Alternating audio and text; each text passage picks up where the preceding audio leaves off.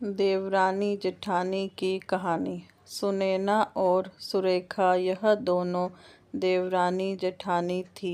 जेठानी सुनैना नौकरी भी करती थी और देवरानी सुरेखा यह घर संभालती। उनका परिवार बहुत बड़ा था। सास ससुर और उन दोनों के बच्चे, कुल मिलाकर 10 लोग घर में रहते। और अब बहुत साल बाद उनकी बुआ सास अपने भाई के घर रहने आई थी। सुबह उठने के बाद बुआ सास ने देखा कि सुनैना फटाफट अपने काम कर रही थी। सुरेखा ने नाश्ता बनाया और वह नाश्ता सुनैना ने सबको परोसा।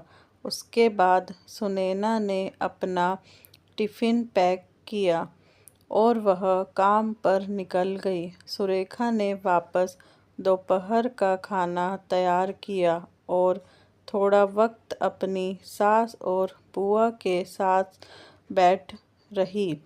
बुआ सास से रहा नहीं गया। उन्होंने सुरेखा को पूछा, छोटी बहू, तुम्हारी जेठानी तुझ पर बहुत हुक्म चलाती है।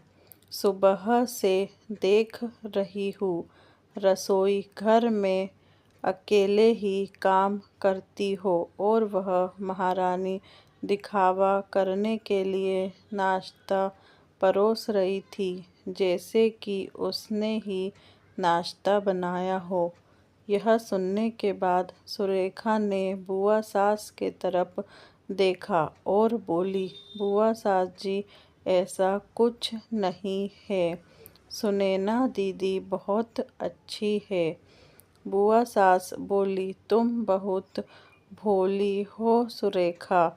मुझे सब समझ में आता है। मेरे बाल धूप से सफ़ेद नहीं हुए हैं। सुरेखा से अब नहीं रहा गया। वह बोली, ऐसा नहीं है बुआ जी, आपको सुनैना दीदी ने सबको नाश्ता परोसा, वह दिखा, पर आपको यह नहीं दिखा कि दीदी ने मुझे ज़बरदस्ती सबसे पहले नाश्ता करने दिया और चाय भी दी। वह रोज़ मुझे ऐसे ही सबसे पहले नाश्ता दे देती है, नहीं तो सबके लिए नाश्ता करते करते मैं खुद के लिए नाश्ता बनाना भूल जाऊंगी। दीदी मेरी कितनी चिंता करती है। दीदी सुबह जल्दी उठकर मंदिर साफ करती है, फूल सजा कर रखती है और मुझे उनके 1 घंटे बाद उठने के लिए कहती है। शाम को आते समय बाजार से सब्जी भी लेकर आती, क्योंकि हमारे मिस्टर रात को देर से आते हैं और मम्मी जी को सुनैना दीदी ने बाजार में जाने को मना किया है, क्योंकि अब उनकी उम्र 60 साल से ज़्यादा हो गई है। बाजार में जाते समय उनको तकलीफ़ होगी, उनके पैर बहुत दुखेंगे। कभी उनको बाहर घूमने का मन हुआ तो सुनैना दीदी छुट्टी लेकर उनको घुमाने ले जाती है।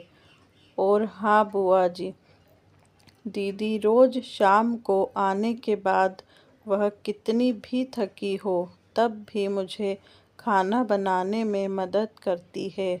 वह मेरी बड़ी जेठानी ज़रूर है, पर मुझे अपनी छोटी बहन ही समझती है और मैं उनको अपनी बड़ी बहन समझती हूँ। यह सब सुनकर बुआ सास एकदम चुप हो गई। उनकी चुगली सुरेखा के आगे नहीं टिक पाई।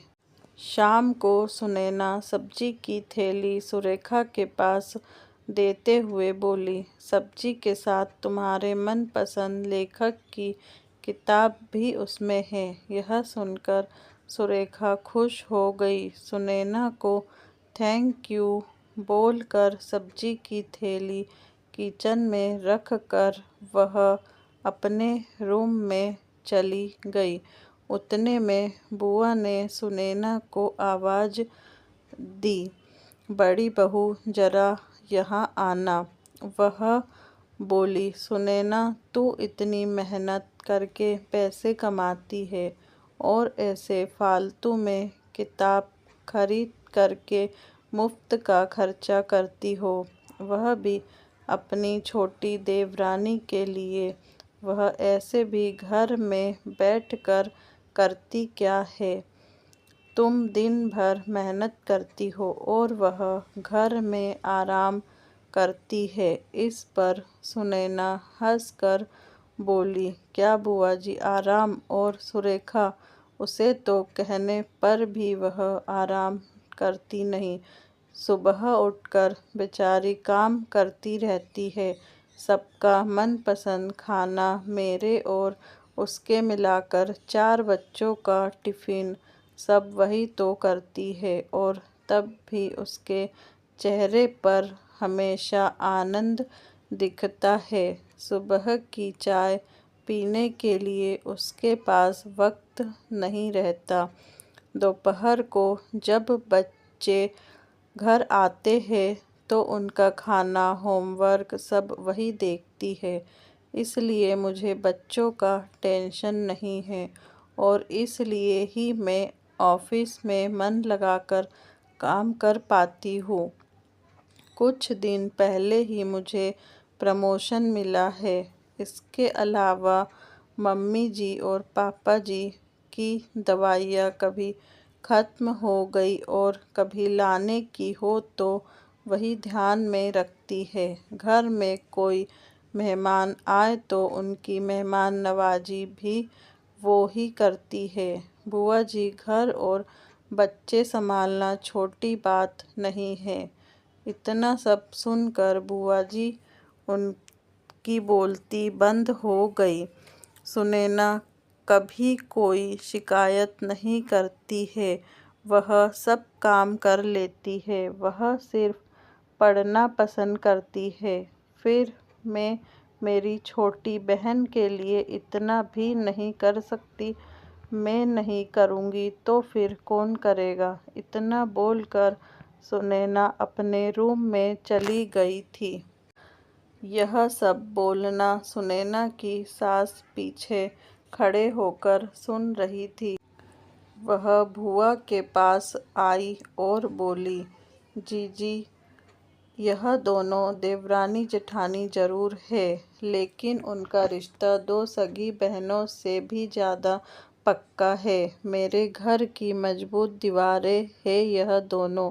पहले मैं भी एक बुरी सास थी, हमेशा इन दोनों में झगड़ा लगाने का प्रयास करती थी, पर यह दोनों के प्यार के आगे मैं भी हार गई। वैसे झगड़ा लगाकर नुकसान तो हमारे ही घर का होगा ना? पर यह बात बुआ को समझ में नहीं आई।